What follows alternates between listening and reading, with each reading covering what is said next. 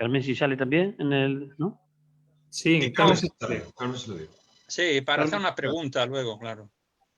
Vale. Carmen, ¿qué cargo tiene la asociación? Miguel Ángel. Vocal de la asociación. Y autor Vale, el podemos hacer... último que se presentó del República. Sí, Buenas, Carmen. Hola. Hola, Carmen, buenas tardes. Hola. Carmen, ¿qué Tú tal? estás en Sevilla, ¿no? No, estoy en mi casa. Está en tu casa. Qué buen color tiene, Mercedes. Ya estamos en vivo, ¿no? Estamos en vivo. Sí. Bueno, pues buenas tardes Buenas a todos tardes. y a todos los compañeros que nos escuchan y nos siguen a través del Facebook para esta webinar que desde el Partido Socialista, también desde la agrupación municipal del PSOE de Jaén, queremos hacer también en el día de hoy, en este caso dirigida a tratar un tema que es el de la memoria democrática, que a pesar de este día a día, de los últimos acontecimientos que han llegado y estamos teniendo a lo largo de los últimos meses, siempre es importante para nosotros y siempre entendemos que es prioritario y está a la vanguardia y en un momento determinado que es fundamental que lo sigamos tratando, ¿no? Vamos a contar para esta webinar en el día de hoy con Fernando Martínez, al que agradezco que nos pueda acompañar también el compañero.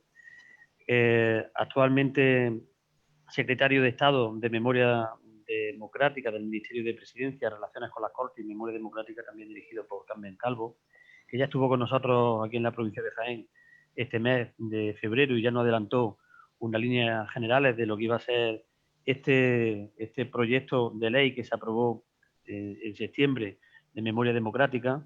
Y también contamos con compañeros de la Asociación de Memoria Histórica de la provincia de Jaén, con Miguel Ángel Valdivia. Miguel Ángel.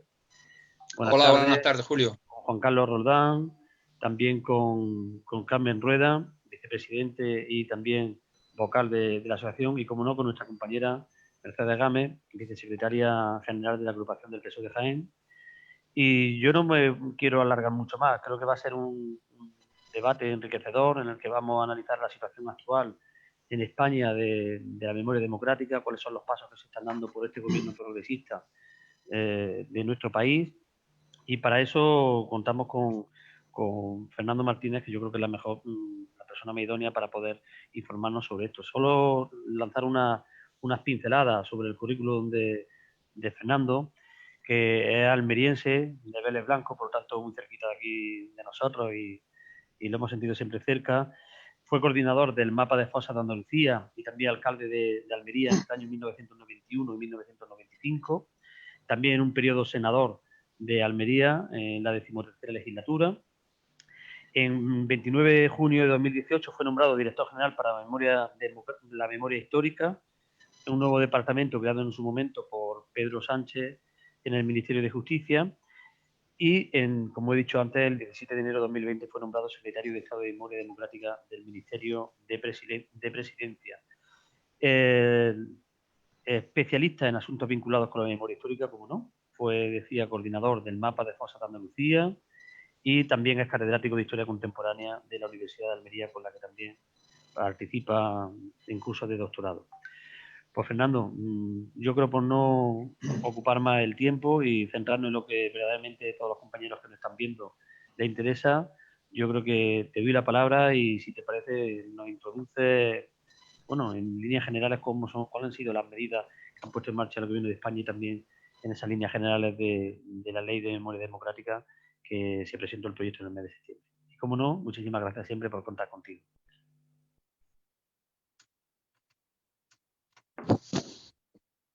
Tienes que quitar el silencio, Fernando. ¿Estás silenciado? No te escuchábamos. ¿Ahora? Ahora sí. Bueno, pues nada, muchísimas gracias, Julio, por la presentación. Muchísimas gracias a todos los compañeros y a todas las compañeras que nos siguen. A Miguel Ángel Valdivia, presidente de la asociación, a Mercedes, a Juan Carlos, a Felipe, a Encarna, a Carmen, a todos los que os veo en pantalla y a todos los que están siguiéndonos. Yo no sé el tiempo que tengo para intervenir, Julio, como cuánto tiempo considera oportuno para centrar mi intervención.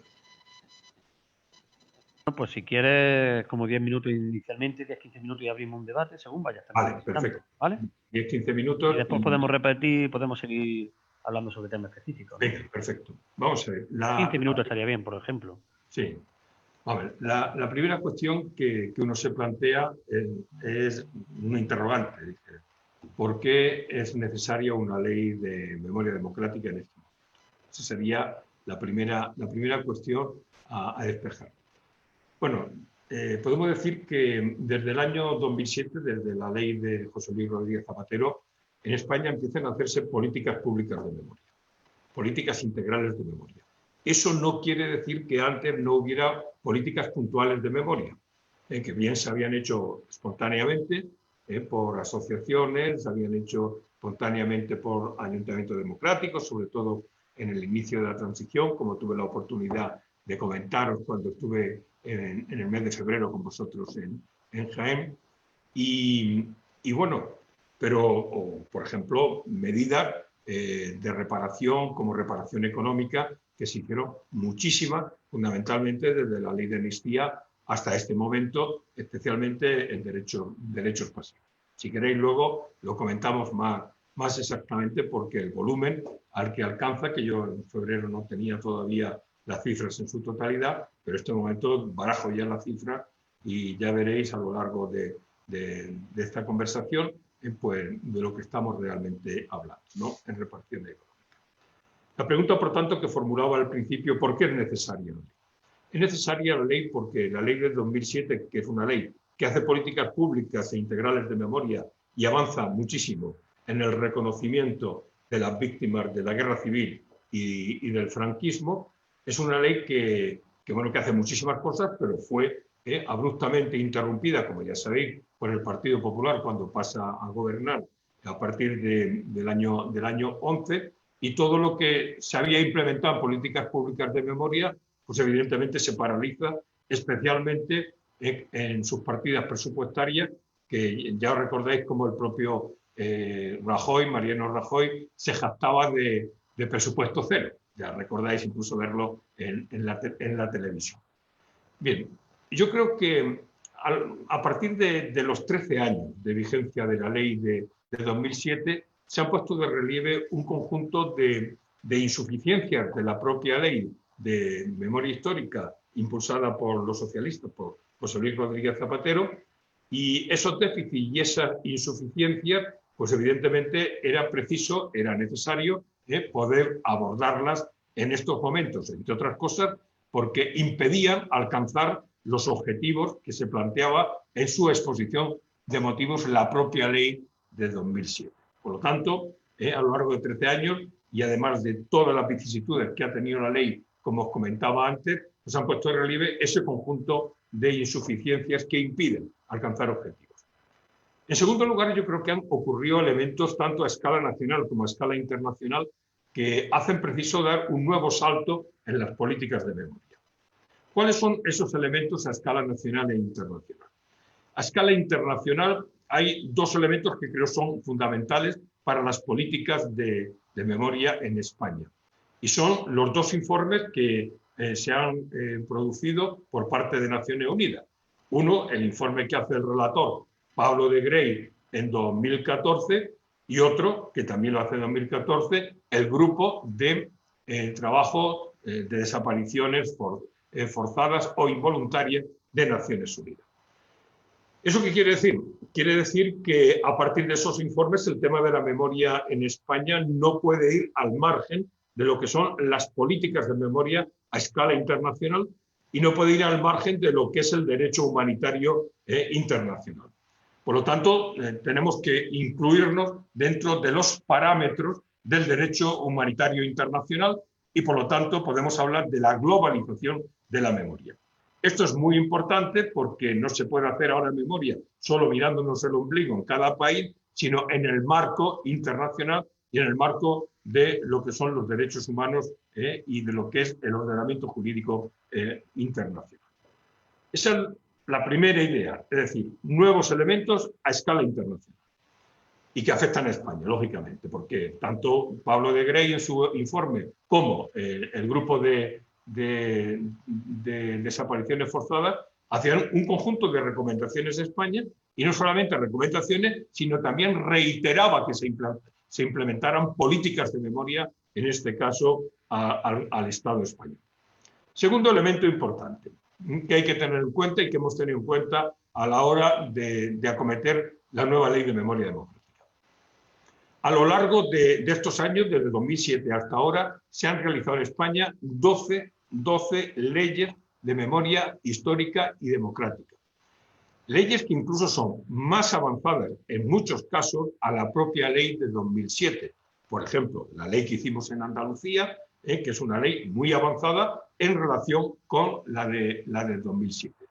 Y como la ley de Andalucía, sabéis que ha sido un punto de referencia para la mayor parte de la confección de otras leyes históricas de memoria histórica o democrática, pues bueno, yo creo que tenemos que tener el orgullo los andaluces de haber sido pioneros junto con el Memorial Democrático de Barcelona, con lo que han hecho en Navarra, en Euskadi, etcétera, que han sido las comunidades más punteras.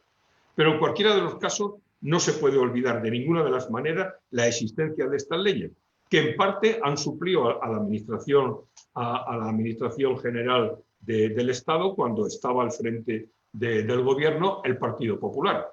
Porque, por ejemplo, fosas comunes, la exhumación de fosas comunes se paralizó, los apoyos y las subvenciones por parte de la Administración General del Estado con el gobierno de Rajoy, y sin embargo las comunidades autónomas, no todas, pero algunas, han seguido haciendo exhumaciones, como es el caso, por ejemplo, de Andalucía y otras comunidades autónomas. Por tanto, un elemento que antes no existía y que ahora hay que tenerlo en cuenta porque esas leyes están funcionando en distintas comunidades autónomas. Tercer elemento, el movimiento memorialista ha venido planteando todo un conjunto de demandas al Estado que evidentemente había que recoger y que la ley de 2007 no recogía. Y en cuarto lugar, también a lo largo de estos 13 años se han aprobado en el Congreso de los Diputados y también en el Senado un conjunto de proposiciones de ley o proposiciones no de ley que había que introducirlas en el marco de la ley. Por tanto, de una parte, las insuficiencias que podía tener la ley de Zapatero, más, en este caso, los nuevos elementos tanto internacionales como nacionales, hacen necesario poner en funcionamiento, implementar y crear, en este caso, una nueva ley de memoria, y en este caso, como le llamamos, de memoria democrática. Hay un cambio de denominación. Antes hablábamos casi siempre de memoria histórica y ahora hablamos de memoria democrática. Hablamos de memoria democrática porque ampliamos el foco al conocimiento, a la divulgación de lo que han sido las luchas individuales y colectivas de las mujeres y de los hombres de España en la conquista de nuestras libertades, en la conquista de nuestros derechos y en la conquista fundamentalmente de la democracia. Por tanto, abrimos el foco, porque casi siempre cuando hablamos de memoria histórica nos referimos especialmente, si acaso, a esta república, pero fundamentalmente guerra civil y franquismo. Ahora eso está incluido, pero evidentemente también no. Para que sepas dónde la doy.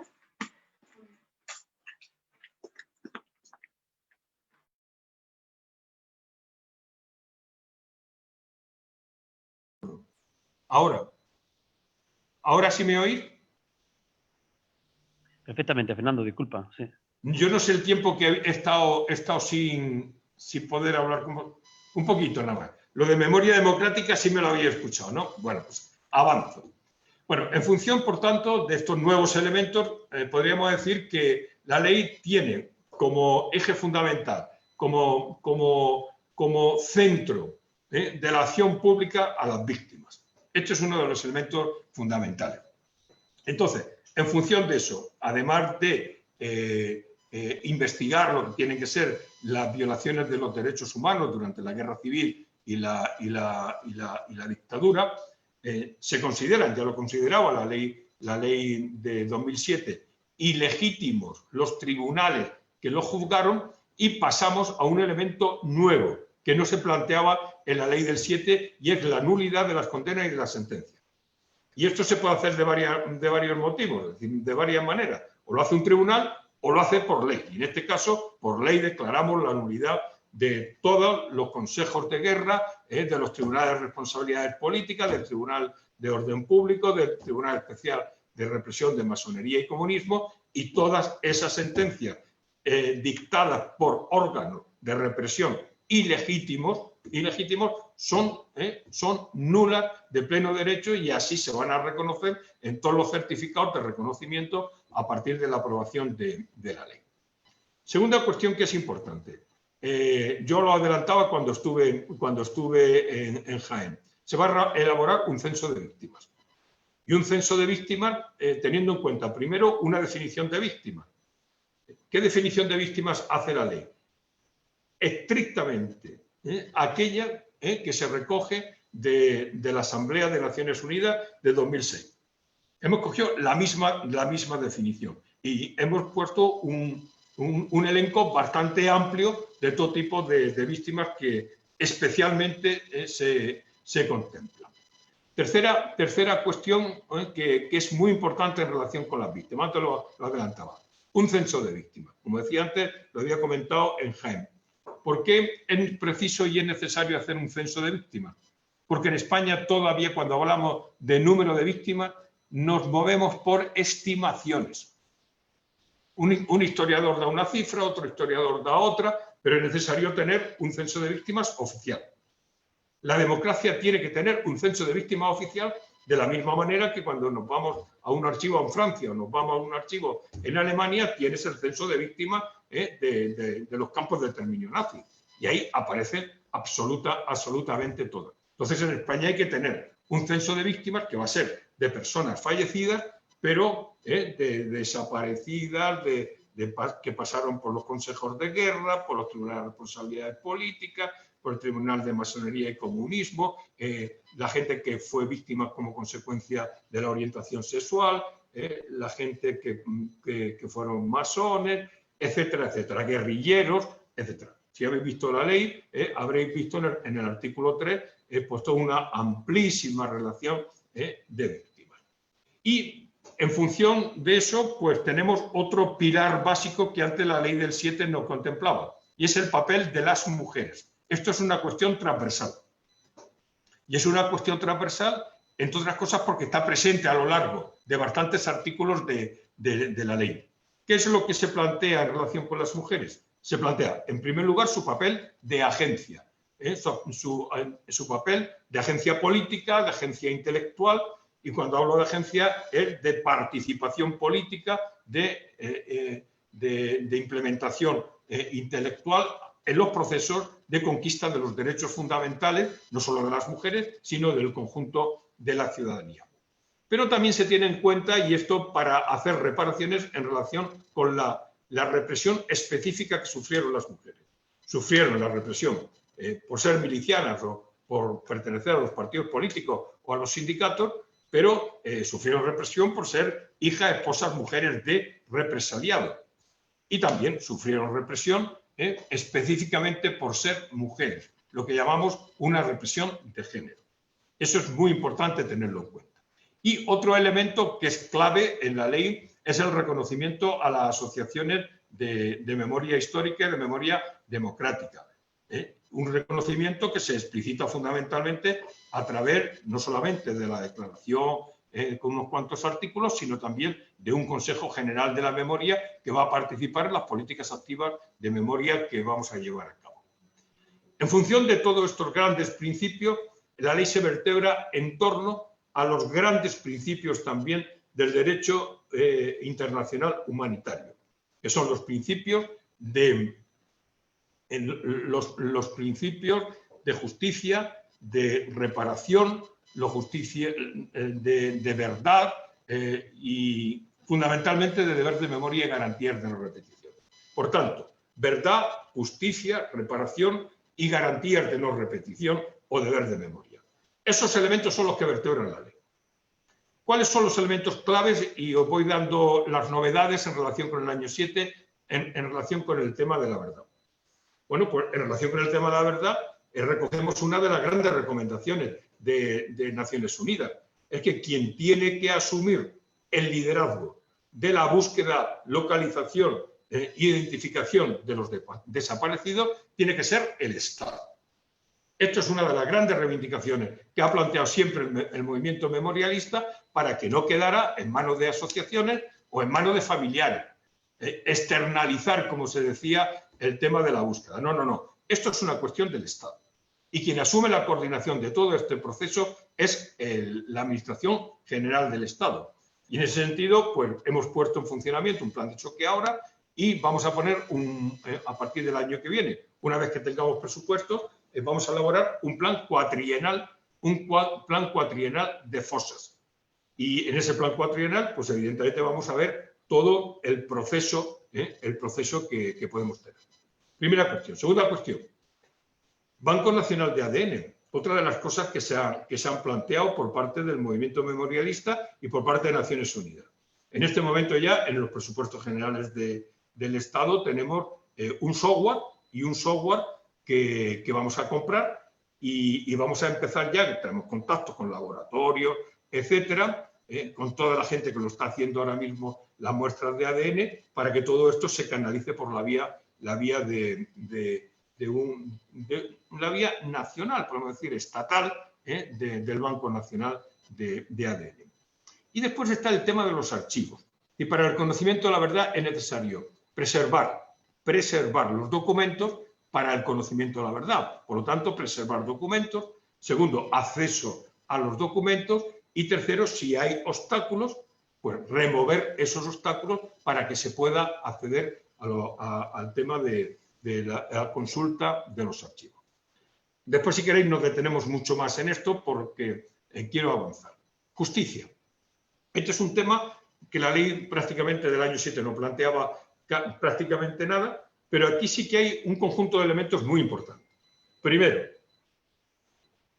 se hace una declaración del derecho a la investigación de las violaciones de los derechos humanos que se producen a escala nacional durante la guerra de España, la guerra civil y la dictadura, hasta 1978, hasta la proclamación de la Constitución. Primera idea. Por tanto, derecho a investigar la violación de los derechos humanos, cosa que no existía antes. Segunda cuestión que se plantea. ¿Cómo se valora esta ley o cómo esta ley en función de qué criterios se aplica? Y entonces esto lo decimos en los principios de la ley. El principio de la ley, además de verdad, justicia, reparación, etcétera, se dice claramente en el artículo 2.2, se dice que esta ley se interpretará de acuerdo con los tratados de derechos humanos ratificados por España.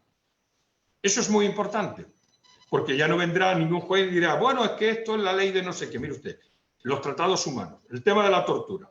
Nosotros tenemos una ratificación contra la tortura del año 87 que se hizo en la época de Felipe González. Bueno, eso está sobre las leyes ordinarias en España. Nadie, ni ley de amnistía ni nada, puede decir que eso lo amnistía la ley de amnistía, el tema de que haya habido tortura en prisiones, en cárceles, etc.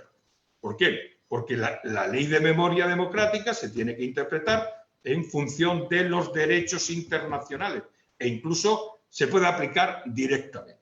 Esto es muy importante. Por ejemplo, antes de la ley de amnistía, unos 4 o 5 meses antes, España ratifica el Pacto de Derechos Civiles y Políticos. Y por lo tanto, luego cuando te dicen es que la ley de amnistía hay que aplicarla. No, no, mire usted, cumplamos el Pacto de Derechos Civiles y Políticos que está, el derecho internacional ratificado por España está sobre las leyes ordinarias. Lo digo porque le estamos dando una nueva interpretación para que no haya tergiversaciones a la hora de hacer la aplicación por parte de determinados aparatos del Estado. En tercer lugar, hay una cuestión muy novedosa que también lo han pedido bastantes asociaciones y es la creación de una fiscalía de sala de memoria democrática y derechos humanos. Esto es fundamental tenerlo en cuenta, porque claro, ¿para qué? Para investigar las violaciones de los derechos humanos, para tomar medidas cautelares, para recibir denuncias por parte de la ciudadanía. Por ejemplo, ahora hay denuncias ante la querella argentina. Pues ahora se podrá hacer, una vez que tengamos la ley, ante la Fiscalía de Sala de Memoria Democrática y Memoria y de Derechos Humanos. Quien quiera seguir utilizando la justicia universal, que la siga utilizando. Pero aquí ya hay una fiscalía que, si considera que hay delito, ese tipo de violaciones, pues evidentemente, y aplicando los derechos humanos que nosotros hemos ratificado y los decretos, se tiene que aplicar. Bueno, eso sería otro elemento. Y después, en justicia también, como elemento importante, está la jurisdicción voluntaria, que ahora mismo no me detengo en ella, porque veo que me estoy pasando del tiempo. Elementos en relación con la reparación. Reparación. En relación con la reparación, aquí planteamos también novedades que no se planteaban cuando la ley de 2007. Y la primera novedad es que la ley plantea la realización de una auditoría y de un inventario sobre bienes incautados, expolio de obras de arte, papel moneda, sobre las sanciones económicas de los tribunales de responsabilidades políticas, etcétera, etcétera. ¿Por qué la auditoría y el inventario? Fundamentalmente porque antes de poder implementar las medidas de reconocimiento, tenemos que saber de lo que estamos hablando, el alcance de lo que estamos hablando. Os pongo un ejemplo. Yo tuve la oportunidad, junto con bastantes profesores de las universidades andaluzas, de coordinar lo que llamamos el análisis de los tribunales de responsabilidades políticas y el impacto que tuvo en Andalucía. En Jaén, precisamente, Salvador Cruz Artacho fue quien coordinó a los historiadores de Jaén con él al frente para llevar a cabo esa investigación sobre Jaén. En este caso hay elementos importantes a tener en cuenta. Primero, de los cerca de 60.000 expedientes de Andalucía, y como ocurre esto en Andalucía, ocurre también en otras comunidades de España que ya se han hecho estudios en relación con responsabilidades políticas y civiles. Me estoy refiriendo a Galicia, me estoy refiriendo a Aragón, me estoy refiriendo a Valencia, me estoy refiriendo a Madrid, etcétera. De todos esos expedientes en el caso andaluz, casi el 80%, 70 y tantos por ciento antes, más o menos, fueron sobreseídos. ¿Eso qué quiere decir? Eso quiere decir que no hubo sanciones, más del 70%. Segunda cuestión, la inmensa mayoría, casi el 90 y tantos por ciento de las multas, de las sanciones económicas, en este caso, están entre 50 pesetas y 300 pesetas. Hay, lógicamente, de 2.000, de 15.000, de 20.000, hasta 200.000 en Granada, por ejemplo. Y hay grandes multas de 2 millones, pero bueno, y después grandes multas, la ley de responsabilidades políticas, de 100 millones, por el caso de Azaña, que no las pagaron, lógicamente. Las grandes multas, las multas ejemplarizantes, no se pagaron. Solo lo deducimos de nuestro estudio y se deduce de otros estudios. Es cierto que le incautaron los bienes a quien no pagaron las grandes multas, pero también es cierto, pongo el ejemplo, el caso de Azaña. Manuel Azaña, que ahora estamos haciendo actividades en relación con el 80 aniversario de su fallecimiento, le pusieron 100 millones de pesetas de multa. No las pagó y además se lo pusieron al día. El tribunal falló después de su muerte.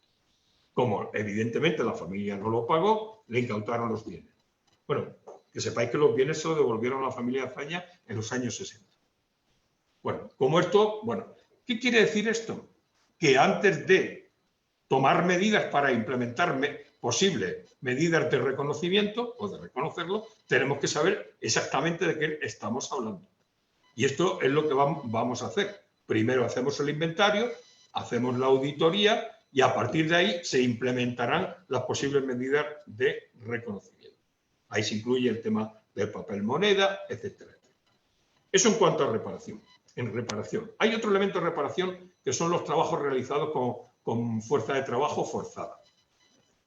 ¿Qué vamos a hacer aquí? 3 ideas fundamentales. Primero, un censo de edificaciones realizado por fuerza de trabajo forzada. Que no solamente el Valle de los Caídos, ¿no? Sino que son muchas más edificaciones.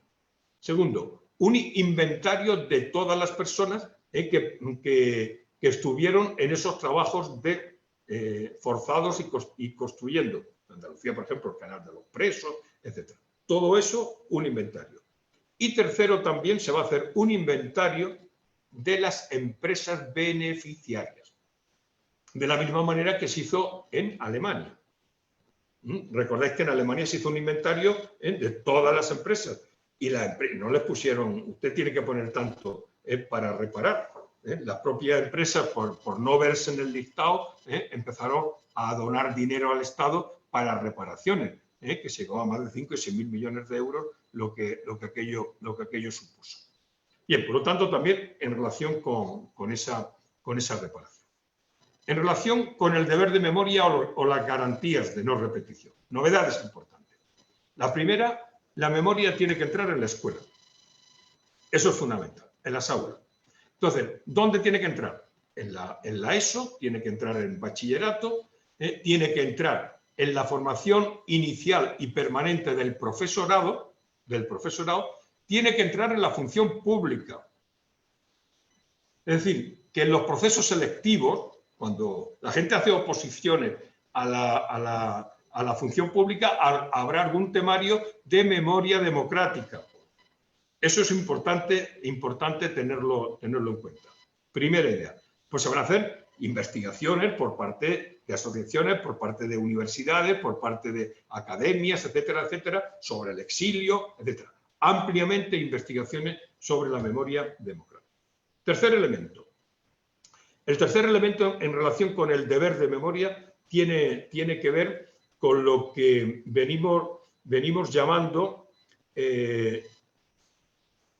los elementos contrarios a la memoria democrática. Un elemento importante a tener en cuenta. ¿Sabéis? Los que conocéis la ley del año 7, tan solo había un artículo, el artículo 15, que hablaba de simbología. En este momento hay 7 artículos que hablan de la retirada de la simbología, de cara a ajustar para que no ocurra lo que está ocurriendo. Es decir, que hay todavía en las puertas de las iglesias, pues los nombres puestos, etcétera. Bueno, dicen, es que es de la iglesia. No, mire usted, ahora lo que se dice que tanto edificios públicos como edificios privados que dan a la vía pública tienen que desaparecer. Esa simbología contraria a la memoria democrática. Tiene que desaparecer vestigios que puedan llamar a la exaltación o al odio, a exaltación del golpe, de la dictadura, o incitar al odio contra las víctimas o los familiares en tumbas, etcétera, que estén en sitios objeto de exaltación. Bueno, ese tipo de cosas también se trabajan. Se plantea la retirada de condecoraciones. Retirada de condecoraciones a quienes, por ejemplo, y se plantea a título póstumo también, por ejemplo, lo de Billy y el niño, que hemos comentado en distintas ocasiones. A pesar de que ha fallecido, pues se le van a retirar, si se aprueba la ley, que lógicamente creo que se aprobará, se van a retirar esas condecoraciones. Y también se van a suprimir los títulos nobiliarios otorgados por Franco a impulsores del golpe y grandes mandamases de la dictadura. Eso es importante. También ya sabéis que el general Franco, desde el año 48, empezó a otorgar títulos nobiliarios como si fuera de la realeza. Bueno, se van a suprimir aquellos que tengan que ver con el golpe, aquellos que tengan que ver con el mantenimiento de la dictadura de una manera significativa. Bien, y después establecemos algo que también es bastante significativo, unas fechas para recuerdo y homenaje a las víctimas. Se han cogido 2 fechas, la del 31 de octubre, que es la fecha en la que se aprueba por parte del Congreso y el Senado la Constitución española, pero también la fecha con que se promulga la ley de 2007. Y después también la fecha del 8 de mayo. 8 de mayo para recordar el exilio, pero también para entroncar con la memoria europea. Sabéis que el 8 de mayo es el día de la victoria en Europa frente al fascismo. Y es importante que vayamos al unísono. La memoria democrática de España forma parte de la memoria de Europa. forma parte de la memoria democrática de Europa. Nuestros republicanos exiliados lucharon contra el fascismo. En la guerrilla lucharon entrando en París y estuvieron muchos de ellos, ya sabéis, cerca de 10.000 en campos de concentración y de exterminio nazi. Por tanto, formamos parte de esa memoria. Vamos a resignificar el Valle de los Caídos, si queréis después me preguntáis sobre cómo lo vamos a hacer, y vamos a crear de la misma manera que hay en Andalucía lugares de memoria en toda España. Voy terminando para no extenderme más.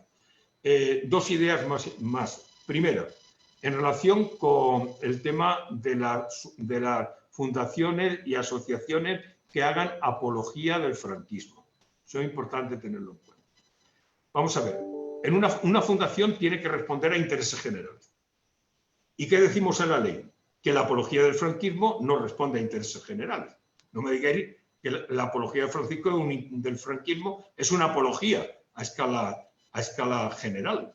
Entonces, aquello que sea apología del franquismo y también lo que incite al odio, a la violencia contra las víctimas y sus familiares, pues evidentemente será causa de extinción de lo que son las fundaciones, y también de la misma manera llevaremos al Código Penal en su momento, ya se plantea esa apertura en un año, el tema de las asociaciones porque tienen tratamiento distinto y tenemos que espaciarlo en cuanto al tiempo. Y después, lógicamente, pues se plantea algo, y esta es la segunda cuestión que no termino, que no tenía del año 7, y es un régimen sancionador. Multas, sanciones leves, graves y muy graves. Las leves van desde 200 euros hasta 2.000 euros, las graves van de 2.000 hasta 10.000 y las muy graves van de 10.000 hasta 150.000 euros. ¿Qué es una muy grave? Por ejemplo, destruir una fosa común. ¿Qué es una sanción grave? Pues aquella en la que se interviene en una fosa sin permiso administrativo para intervenir. ¿Qué es una sanción leve? Pintarrajear unas placas del lugar de memoria. Os pongo como ejemplo para que veáis. ¿Cuál es el objetivo? Pues el objetivo no es otro que hacer posible que la memoria democrática irradie en toda la ciudadanía, hacer un reconocimiento a las víctimas de la guerra y de la dictadura, del golpe, porque eso es algo que evidentemente dignifica, y dignifica a la propia democracia, califica a la propia democracia y desde luego la enriquece, que hagamos este tipo de actuaciones. Sobre todo crea condiciones para que los errores del pasado no se remitan, entre otras cosas porque no ha lugar en una sociedad democrática al olvido. Por lo tanto, desterrar el olvido, el silencio que ha habido a lo largo de bastante tiempo. Nada más, me quedaría mucho más tiempo hablando, pero ya he resumido las grandes novedades de la ley en un espacio de tiempo más del que me habéis dado. Así es que disculparme porque me he extendido un poquito. Estupendo, Fernando. Muchísimas gracias. Ha estado muy concreto y muy interesante informándonos de todas las novedades de la ley, lo avanzada que es, lo progresista y cómo hemos ido avanzando después de esa ley de memoria democrática también de memoria histórica del año 2007. Si os parece, no sé si alguno de los compañeros presentes quieren tomar la palabra. Miguel Ángel, si estás sin audio ahora mismo, si te parece, te cedo la palabra que nos introduzca también. Tienes que quitar el silencio. Miguel Ángel, que te podamos escuchar. Tienes silenciado el micro. Tienes silenciado. Sí, lo estoy. Ahora ya. Bueno, pues enhorabuena por esta exposición de la Ley de Memoria Democrática en concreto, que se va a presentar próximamente, que es muy demandada por las asociaciones y en general por el pueblo español. Y todavía mejor. Y no sé si preguntarte cosillas nada más, porque estoy totalmente de acuerdo al 100%.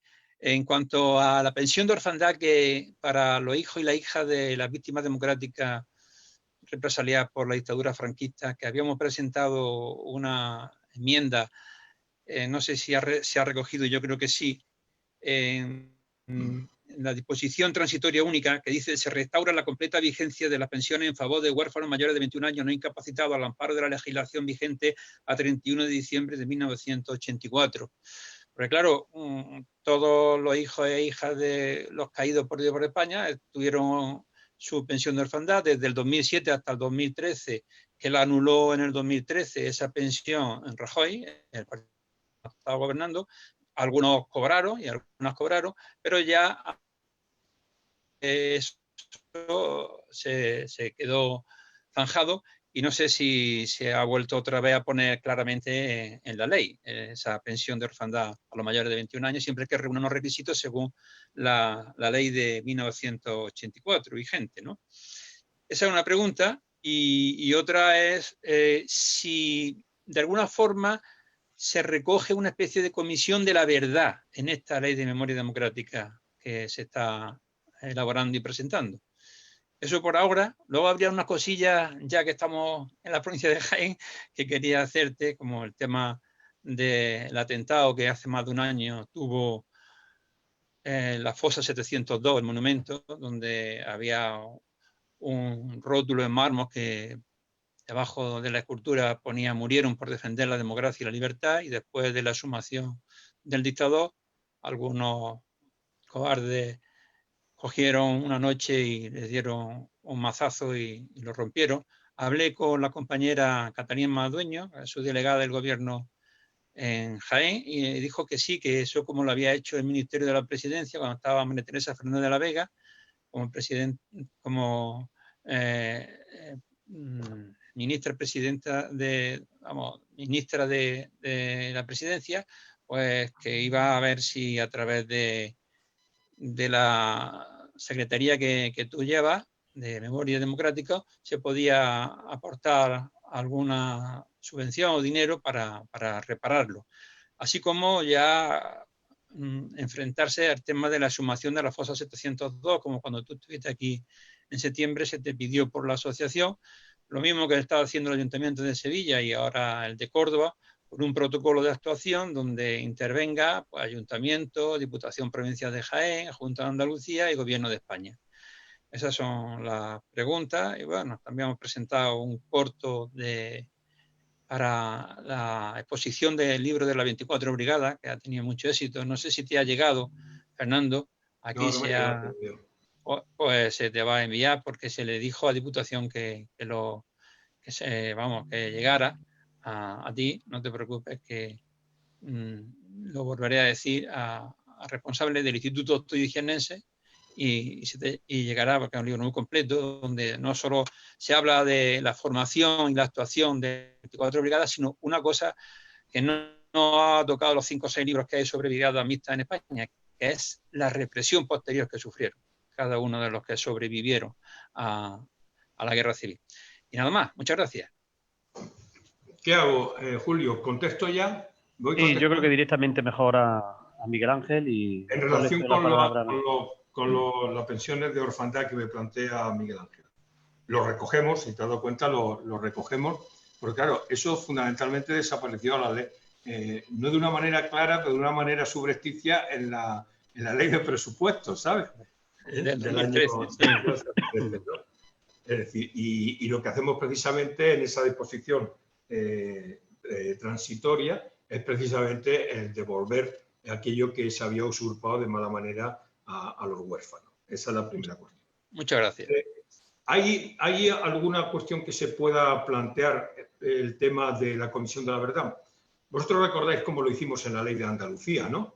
En la Ley de Andalucía hicimos un grupo de trabajo en lo que era una comisión de carácter general de memoria que se creaba.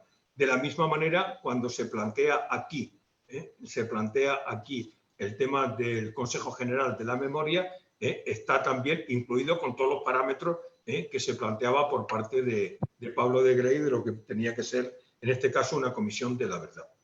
Tercera cuestión que me plantea, el tema de la destrucción o del deterioro de un lugar de memoria, como es el el que me comenta. Los deterioros de los lugares de memoria van a tener sanciones. Destruir un lugar de memoria tiene una sanción grave. Tiene una sanción grave. Y antes no estaba tipificado, pero ahora lo tenemos tipificado. Lo mismo que romper una placa de una calle con algún referente histórico y tal, de democracia y tal, que esté declarado como tal, lo iremos declarando, lugares de memoria, lo que son lugares de memoria, de cara a poder sancionar a aquellos energúmenos que se dedican a este tipo de cuestiones. Y la cuarta no te la he cogido bien. La última cuestión era la colaboración. Bueno, era la exhumación de la fosa 702 de Jaén. Bueno, en el plan cuatrienal de memoria, ahí la vamos a incluir. Es decir, en este momento estamos elaborando el plan cuatrienal y el plan cuatrienal es un plan bastante amplio, lo tenemos muy avanzado y es un plan que lo estamos hablando con comunidades autónomas, estamos hablando con ayuntamientos y con diputaciones.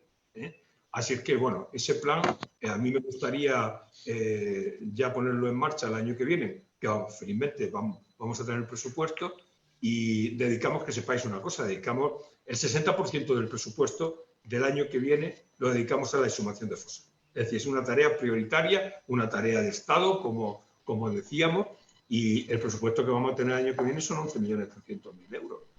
Recordar que el presupuesto más grande que había en la historia de España dedicado a memoria fue el último año de Rodríguez Zapatero, fueron 6,2 millones de euros, prácticamente el 83% más de aquella subvención o de aquel presupuesto, perdón, es el que dedicamos este año vamos a dedicar a memoria. Muy bien, muchas gracias. Julio, pues Fernando, eso es la posibilidad de la exhumación de la fosa de Jaén, que Miguel Ángel también nos instaba a ello y sabe que sabemos todos que está pendiente en la medida que podamos contar con Jaén, porque no sin ese duda, convenio. Esa fosa se incluye en el plan cuatrienal. ¿Cuáles son los criterios del plan cuatrienal? Os lo digo. Los criterios de intervención en fosas son los siguientes. 1, el que la fosa está en peligro de desaparición. 2, el que ya tenga todos los permisos administrativos. Hay muchos casos, por ejemplo, en Andalucía, hay 80 fosas en Andalucía que tienen los permisos administrativos y que la Junta no los acomete. Lo vamos a acometer nosotros. Porque la Junta nos ha dicho que quiere intervenir solo en grandes fosas, Picorreja, Córdoba y punto. No quiere entrar en eso. Pero nosotros sí vamos a hacerlo. Lo vamos a hacer vía ayuntamientos. Ya sabéis, en este momento tenemos abierto todavía hasta el día 10, tenemos abierta, o la Federación Española, municipio y provincia, tiene abierto lo que es el plan de exhumaciones. Con lo cual, ahí se pueden plantear todavía exhumaciones o el año que viene. El año que viene ya 1 millón de euros irá para la FEN, destinado también a este tipo de exhumaciones. Pero bueno, tenemos 3 millones de euros para las comunidades autónomas para llevar a cabo también todo este tipo de exhumaciones. Y también ayudaremos, en este caso, lógicamente, a las asociaciones para la localización de fosas, estudios previos, investigaciones, etcétera, etcétera. Es decir, que Jaén entrará en el plan cuatrienal de fosas. Sí, porque las grandes fosas es otro de los criterios. Grandes fosas es otro de los criterios, lo mismo que las fosas que están en cementerios, lógicamente. Aquellos compañeros que nos ven a través y nos siguen a través del Facebook pueden dejarnos sus preguntas, sus consultas a través del chat que existe. También tenemos, parece, una consulta de la compañera Reyes Moreno, que nos preguntaba si es vinculante en las comunidades autónomas gobernadas por PP y Vox, donde se pretende eliminar la memoria, si sería vinculante esta ley. Es lógico, una vez que se apruebe será vinculante todo el territorio español. Lógicamente. Vamos a ver, es una ley que aprueba el Congreso de los Diputados. Con lo cual sería, lo que sí le voy a preguntar yo. Hasta el último rincón de España, claro, se tiene que cumplir y hacerse cumplir, y si no hay sanciones. Voy a dar la palabra también a la compañera Mercedes Gámez y aprovechar también para preguntarte por la tramitación de la ley, cuál es la previsión que tiene de su aprobación definitiva. Pero Mercedes, tienes también la palabra. ¿Ahora primero Mercedes? Sí, ¿no? Sí. Venga. Gracias, Julio. Bueno, Fernando, enhorabuena por tu intervención y enhorabuena por al Gobierno de España en su conjunto por arrojarnos un poco de luz, sobre todo aquí en esta parte de España que es Andalucía, en la que se está retrocediendo tanto desde hace 2 años, y en materia de memoria histórica, pues más. Si se está retrocediendo en Andalucía en muchos aspectos, ya en memoria democrática, pues a paso agigantado, debido primero a que el Gobierno no cree en la memoria democrática, y luego a que tiene las exigencias de ese socio necesario que tiene, que representa al más puro fascismo que precisamente encima tenemos dentro de las instituciones. Y quería enlazar con la pregunta que planteaba la compañera Reyes a través del chat, y bueno, esta ley nos da un poco de esperanza en que se mantengan las políticas de memoria que tanto se están retrocediendo en Andalucía, que su presupuesto está descendiendo año a año. De hecho, se ha dejado de declarar lugares de memoria, se han dejado de hacer intervenciones.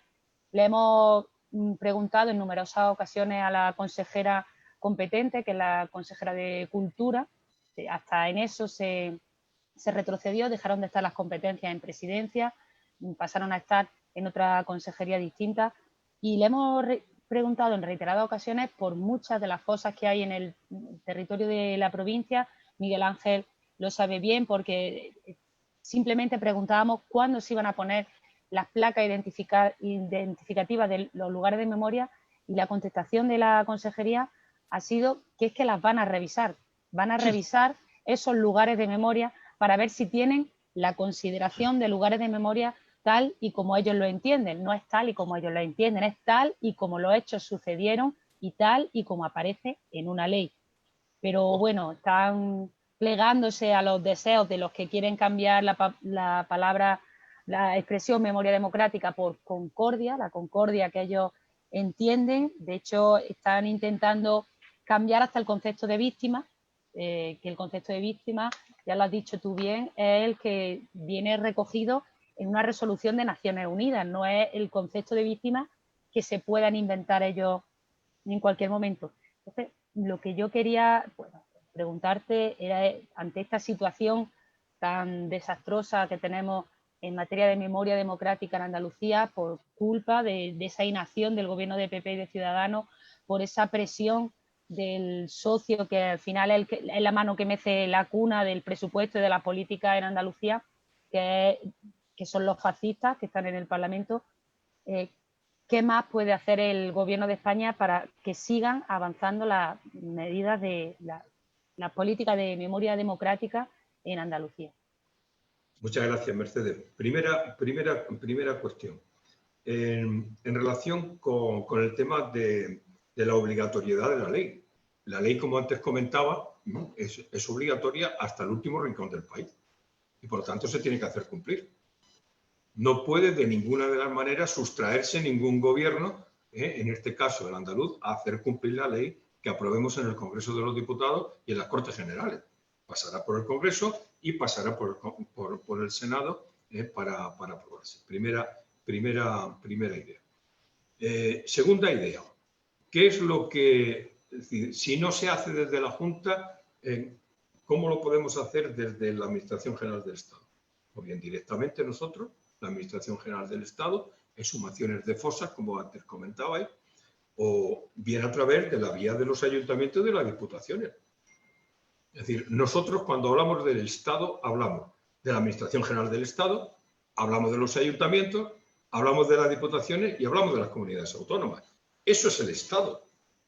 Por lo tanto, nosotros vamos a conveniar con comunidades, vamos a conveniar con ayuntamientos y vamos a conveniar con diputaciones. Y de esa manera logramos, si en algún caso alguna comunidad no quiere intervenir, o a través del ayuntamiento o a través de la diputación provincial, o directamente nosotros, la Administración General del Estado. Digo para que veáis que amarramos, esta ley amarra todos los cabos. Lo digo porque hemos tirado mucho tiempo pensando en ella. Hombre, habrá alguna cosa que se nos pase, lógicamente, y que tengamos que mejorar. Por eso en este momento la tenemos en audiencia de información pública hasta pasado mañana. Pero bueno, esa idea es una idea clave. Es verdad lo que tú dices, quieren cambiar el concepto de víctima, que Nosotros, cuando hablamos de las víctimas, ¿qué son las víctimas? La definición que hacemos, como muy bien dice Mercedes, es la de Naciones Unidas. No nos inventamos ninguna definición distinta. Ellos hablan de concordia. ¿Sabéis lo que es la concordia? La concordia no es otra cosa que echar más tierra sobre las fosas comunes. Eso es lo que es la concordia por parte del Partido Popular, de Vox y de Ciudadanos, ¿no? Muy bien, muchas gracias, Mercedes. Más cosas. Habíamos hablado, decía Fernando, sobre la tramitación de la ley. ¿Cuándo la podemos tener? Sí. ¿Puede estar aprobada? ¿O? La tramitación de la ley en este momento la tenemos en audiencia de información pública hasta el día 3, hasta pasado mañana. Primera cuestión. Segunda, una vez que recojamos las alegaciones que se plantean, elaboramos definitivamente la ley, la pasamos al Consejo Fiscal, porque a la hora de crear una fiscalía de sala tiene que recoger, sin lugar a dudar, un informe del Consejo Fiscal. Y como también modificamos el estatuto orgánico del Ministerio Fiscal, tiene que pasar por el Consejo General del Poder Judicial. Una vez que nos vengan esos informes, que eso está tasado en un mes, pasa por segunda vuelta al Consejo de Ministros. Una vez que pase el Consejo de Ministros, lo pasamos al Congreso de los Diputados para la tramitación parlamentaria. Y es ahí donde esperemos que se agilice cuanto antes. Y los cálculos que tenemos que se puede aprobar en el primer semestre del año 2021. Muy bien. Miguel Ángel, No, yo he dicho que muy bien, estupendo. Me parece muy bien los plazos.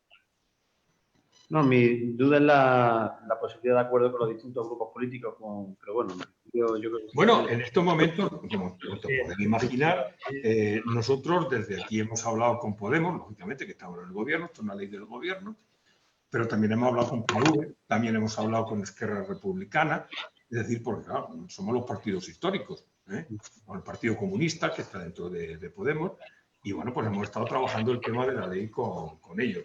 En la tramitación parlamentaria, pues siempre habrá alguna cosa que matizar, alguna cosa que añadir, etcétera, etcétera, pero bueno, en cualquiera de los casos, la voluntad es de sacar la ley, tanto por nosotros como por no solamente los socios, sino también, que es lógico, sino también los otros partidos a los que os he hecho referencia. Bueno, pues yo no sé si tenemos alguna consulta más por el Facebook, Felipe, de los compañeros que están presentes y están viendo a través de las redes sociales.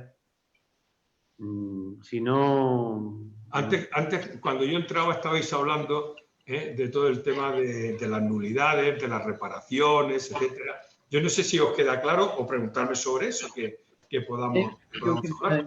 Yo, mira, hay una cuestión que no recuerdo quién, creo que era Felipe, o alguno de ellos, que no lo sé, que lo he escuchado así, y me imagino que saldrá en las preguntas.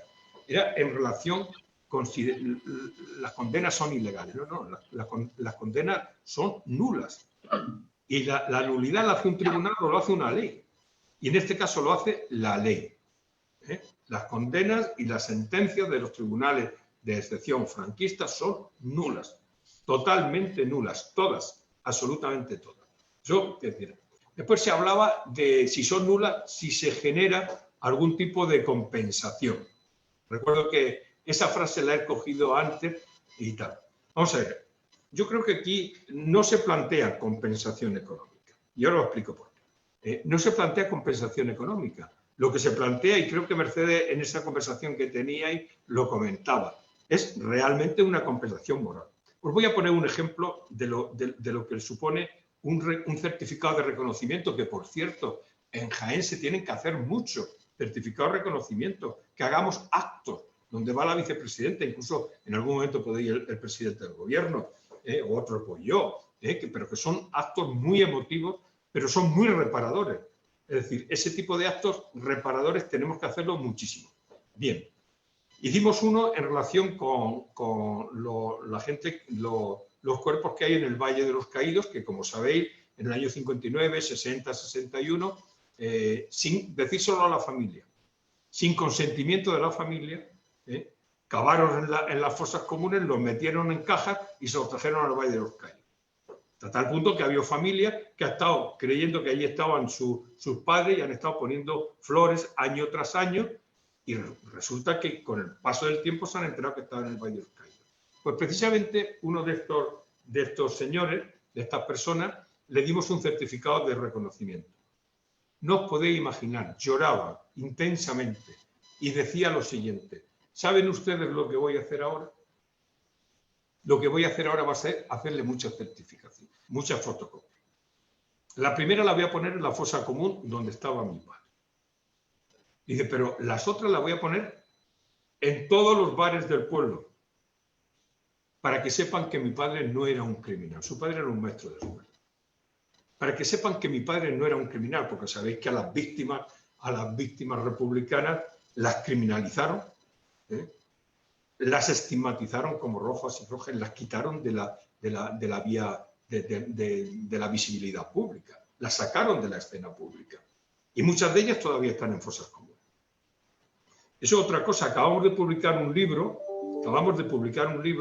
que podéis entrar en la página del Ministerio sobre la situación de las fosas comunes en España.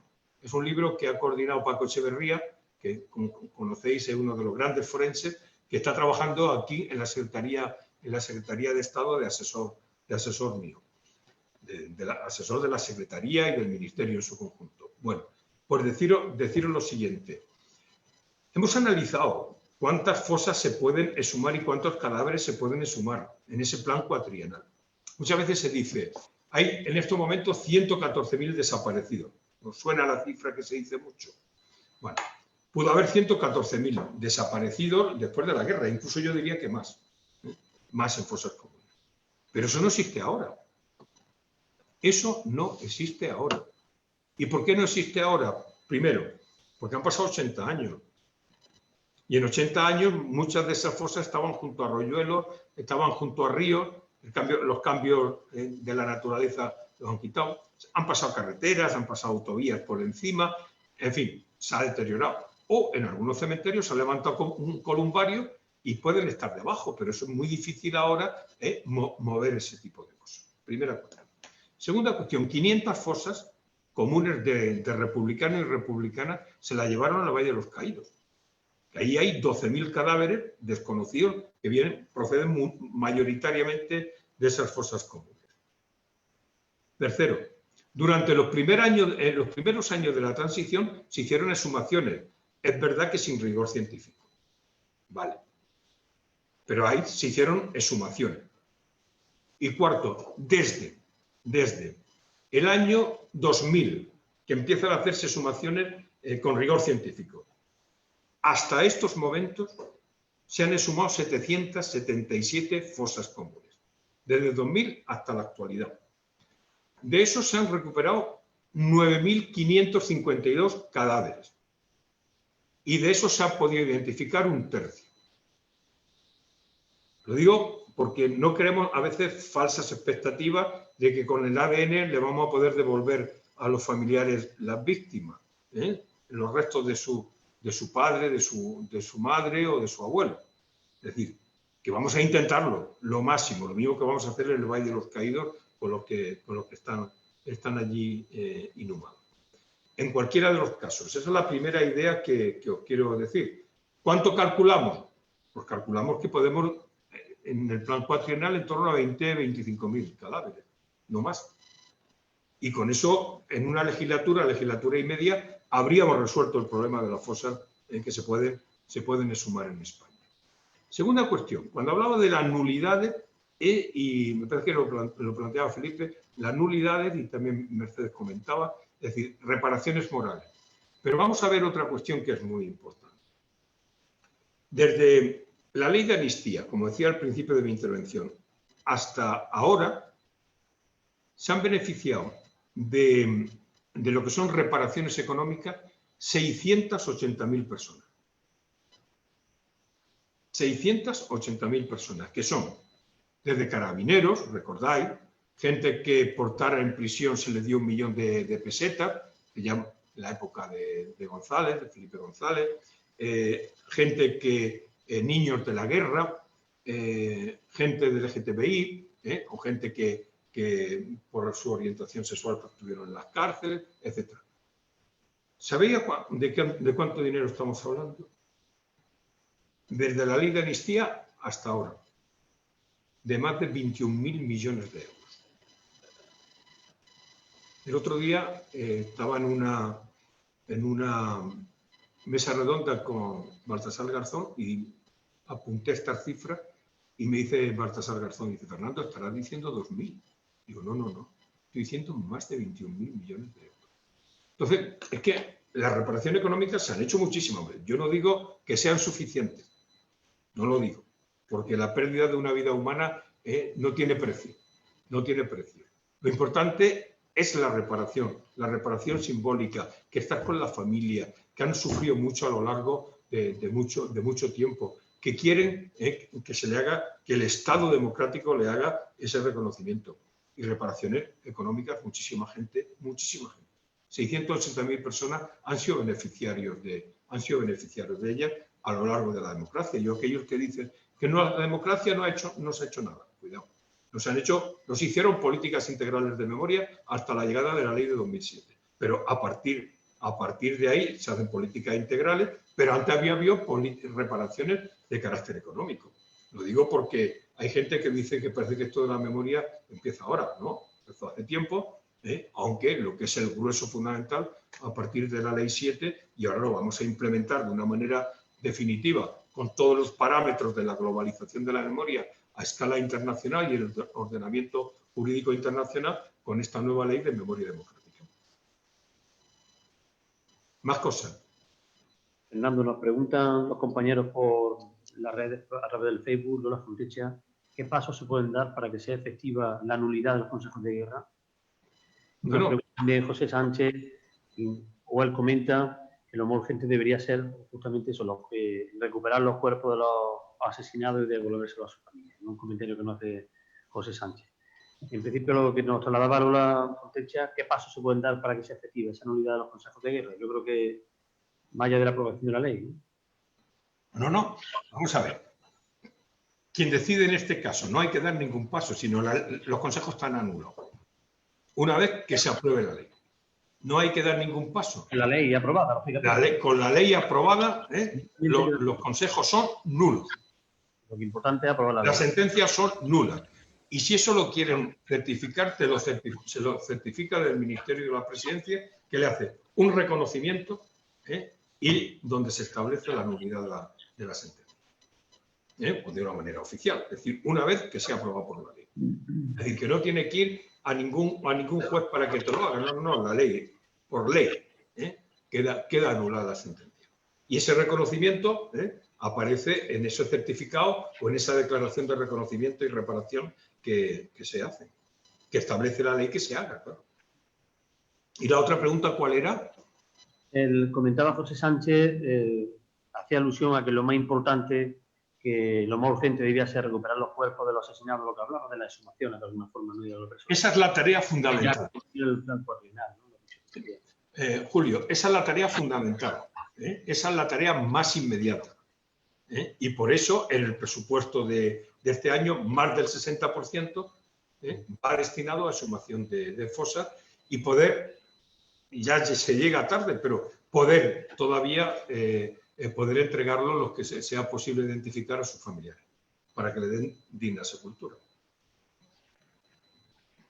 Ha hecho alusión Fernando al inventario de las construcciones que se hicieron a través de trabajos forzosos y de las empresas que se beneficiaron de estos trabajos, ¿no? ¿Existe documentación y está bien documentado y hay avance en ese sentido de cuáles son las empresas y claro, que puedan corregir? Claro que hay información. Deberíamos sorpresas, me imagino. No te oigo bien al final, Julio. ¿Cómo? Que no te oigo bien. Sorpresas de conocer qué empresas son las que se han beneficiado, me imagino algunas. Sí.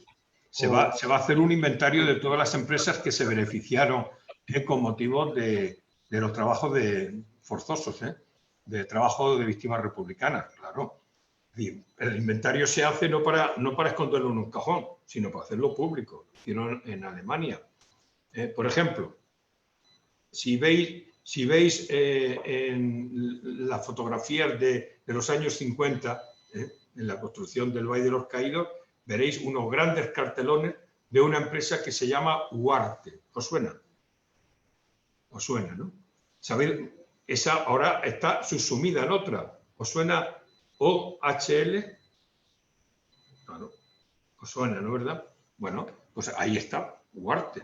Bueno, como esas todas las que estarán en un inventario de las que se beneficiaron de esa situación. Nosotros no decimos que tengan que, hombre, si pueden reparar, evidentemente, a los que trabajaron, a los familiares, pues bienvenido sea, vamos.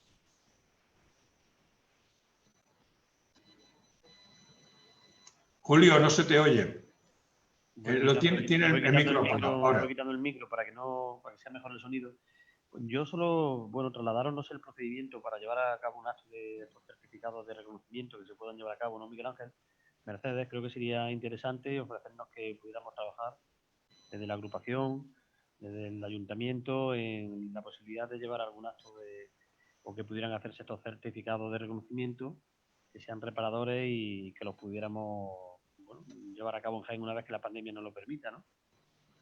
Claro, vamos a ver, Julio.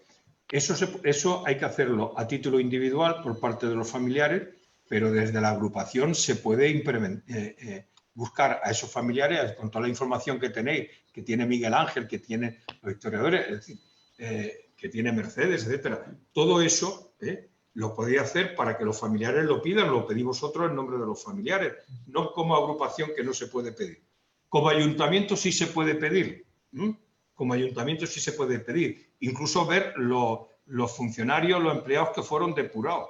Hace poco estuvimos, antes de las elecciones municipales, estuvimos en Córdoba, entonces la que era ministra, que hoy es fiscal general del Estado, Lola Delgado y yo, y entregamos cantidad de certificados a gente a familiares de empleados que fueron depurados del ayuntamiento. Había por lo menos 200 o 300 que habían sido depurados por el franquismo en Córdoba.